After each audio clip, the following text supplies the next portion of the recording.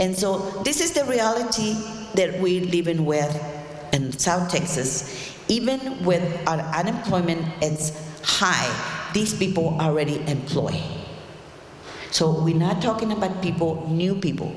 This is one of the things that people always say, but how are we going to get these people in when this is people who are not out? They're already in. They're in here in our communities. The only thing that there is that there are people who are in the shadows and who've been exploited every single day because they don't have the opportunity to become legalized. And because of the status is undocumented, they're not able to come with their stories of exploitation, except when they come to our offices with the ones who minister to the immigrants. They're the only ones who hear the story. And they don't feel that they have any rights as a human beings. So just last month, we had a lot of activity with the Border Patrol in our area. They were going to all the areas where the people, undocumented people, went shopping. The bakeries, the butcher stores, the little corner stores. We started seeing a lot of activity with the Border Patrol. So we decided to do a campaign and Know Your Rights. We took the media with us, and we did a big campaign. We had sessions with people and know their rights.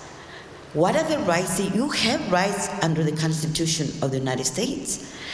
You're still a human person in here. And so I want to share the story about this person who came to this is a person, an older gentleman, and I always get amazed because the people who worked in the fields, you probably know, especially in South Texas where we have 110 degrees in the summer, get aged very quickly. I feel ashamed when people come to our office and I think that they're older people and they actually are younger than me. And I feel so humble to see that these people are working in the fields and they age so quickly. They look like 60 years old and they're barely 40. So this gentleman came to one of our workshops, and he said, I want to take this workshop to our communities, to my community, to my colonia. And so I said, as long as you invite 5 or 6 people, we're able to go to do this workshop. And we needed a TV. A lot of the people that we ministered who lives in the colonias, by the way, we have 1,000 colonias in our county of Hidalgo County. 1,000 colonias right now. And one of the gentleman said, well, we're going to have to do it under a tree because definitely we don't fit in their house. The houses are very small. And usually we always do the meetings outside their house. This is the way we organize anyway. In La Unión del Pueblo en Torolupe, our organization, we organize around house meetings. And we gather people in the communities and we educate people in their rights, we educate people in what's going on, we involve them in fighting for immigration reform, which is what they need. And so we don't do for them what they can do for themselves. We organize and we're agents for them to organize, but we don't do the work for them. We do it with them. And so they had this gentleman invited, he had like 24 people. They gather in the colonia, and he took the TV outside. He built a platform for the TV. It was in the daytime, so he built this stage, and he put cardboard on the sides so the light would not interfere with the people being able to see the DVD that we were going to show. And we took picture of him and his wife, and we put him in a newsletter. We have a newsletter every month of the different issues that we work on. This gentleman, I saw him on Thursday. He came to the office. And he came to the office, and we went all the way to the back of our offices saying hi to everybody. This gentleman has never been treated with that much dignity and been put in a publication.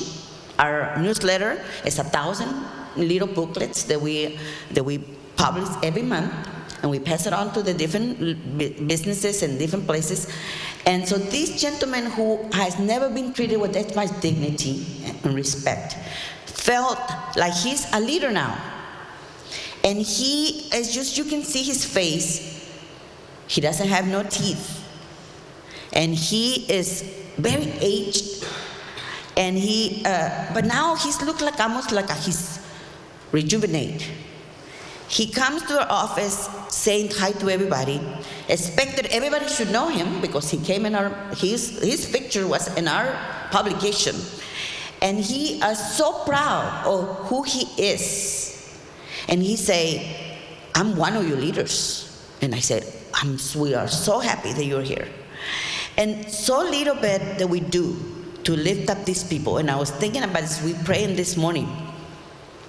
The jobs of all of us is to lift up the people who are down there, right? Because they need so little. Just be treated with dignity and respect. It's a human person. Aren't we all humans, after all? And they all have some kind of dignity for just being a human person. And sometimes these people who are living in shadows, they don't have no dignity whatsoever. Because we have made this picture of the immigrant as this criminal. They don't worth anything, and they don't deserve anything, and the only thing we see is negative. So we have done such a great job on the criminalization of our undocumented people, that we all, good people, believes that. We actually believe it, because we see it every day in the news, that some person of the millions of people who are here, one person is breaking the law and then say that everybody is a criminal. And good people believe that story. And we begin to feel this anger in our hearts when we don't have enough jobs for the people in our community. We're beginning to dehumanize this person, this whole group of people. And we blame them for not having jobs. We blame them for using our social services. We blame them for taking over our country. We blame them for everything.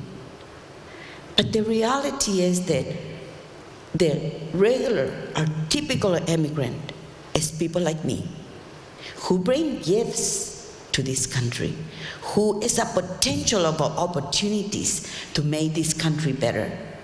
They're learning English. I learned English. I never went to school here, but I learned it. And so this is the potential that each human person has with them, is bringing it, to offer it to this country with open hands. And we have the potential to give back the dignity of these people every day as we move around in our neighborhoods, in our worship areas, in the places where we minister. They need so little. They need so little to build as a human being. And they're going to be able to unwrap the gifts that they have, the gifts that they bring to make this country greater than what it is.